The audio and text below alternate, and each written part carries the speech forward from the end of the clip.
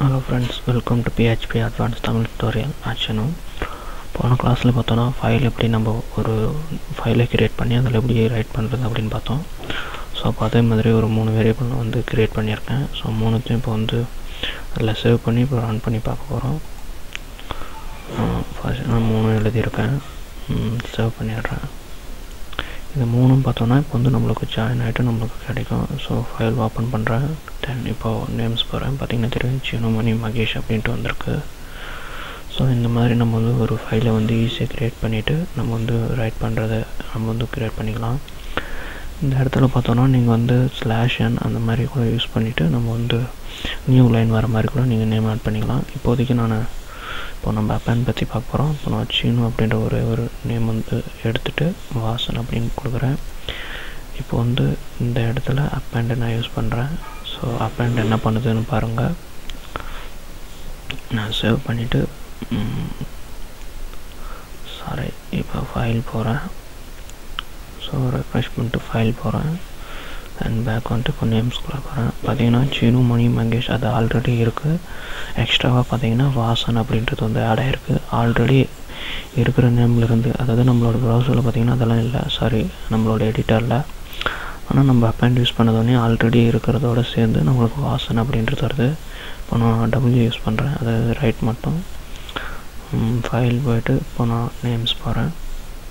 பார்த்திங்கன்னா வாசன் மட்டும் வந்திருக்கு. ஏன்னா ஃபைல், அதாவது நம்ம ரைட் பண்ணுறது பார்த்தோன்னா அப்போதைக்கு என்ன இருக்கோ ரைட் பண்ணுறோமோ அது மட்டும் நம்மளுக்கு டிஸ்பிளே ஆகும். ஆனால் அப்பேண்ட் யூஸ் பண்ணுறதுனால நம்மளுக்கு மல்டிபிள் டைம்ஸ் வந்து ஃபைல் வந்து ஈஸியாக வந்து நம்மளுக்கு ஆட் ஆகுது.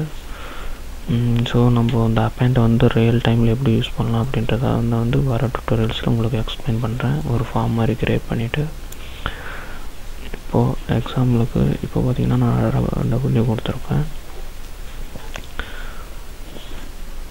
இந்த இடத்துல நான் அப்பேண்ட் கொடுத்துட்டு இதே மாதிரி இன்னொரு நேம் நான் இப்போ வந்து ஆட் பண்ணுறேன்னு வச்சுக்கோங்களேன். நான் இதை காப்பி பண்ணிக்கிறேன். ரைட் மேலே இருக்கிறத நான் அப்படியே இப்போ காப்பி பண்ணிக்கிறேன். இப்போ காப்பி பண்ணி நான் பேஸ்ட் பண்ணிடுறேன். இந்த இடத்துல சீனுன்ற வாசன் பதிலாக சீனுன்றதை நான் எழுதிக்கிறேன். ஸோ இப்போ பார்த்தீங்கன்னா நம்ம அப்பேண்ட் யூஸ் பண்ணுறதுனால ஆல்ரெடி நம்மளுக்கு வந்து வாசன் அப்படின்றது இருந்துச்சு. இப்போ வந்து கீழே இதை க்ளோஸ் பண்ணுறோம், அதாவது ஃபைல் வந்து க்ளோஸ் பண்ணுற மாதிரி இருக்குன்றதுக்காக க்ளோஸ் ஃபங்க்ஷன் நான் யூஸ் பண்ணுறேன்.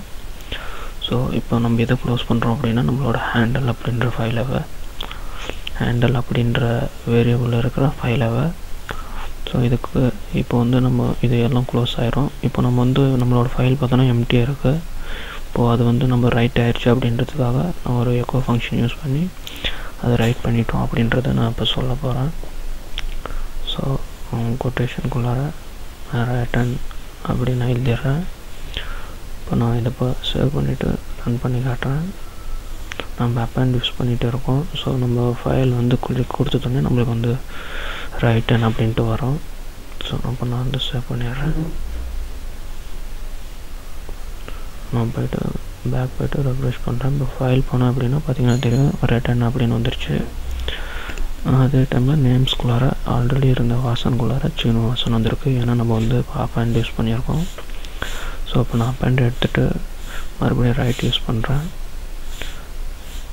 இப்போ பார்த்தீங்கன்னா என்ன ஆகுதுன்னு பாருங்கள். ஃபைலுக்குள்ளார போனேன், ரிட்டன் மறுபடியும் வரும்.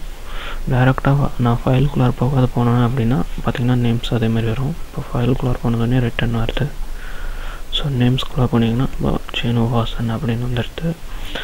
ஸோ இந்த மாதிரி நம்ம வந்து ரொம்ப ஈஸியாகவே நம்ம இந்த மாதிரி நம்மளோட ரைட் அப்பேண்ட் அப்படின்றதெல்லாம் ரொம்ப ஈஸியாக வந்து க்ரியேட் பண்ணிக்கலாம்.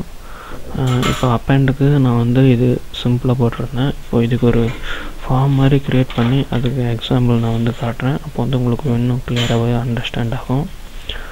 ஸோ நெக்ஸ்ட் டுட்டோரியலில் பார்ப்போம். ஸோ தேங்க்யூ ஃபார் வாட்சிங் அண்ட் சப்ஸ்கிரைப் பண்ண மறந்துடாதீங்க.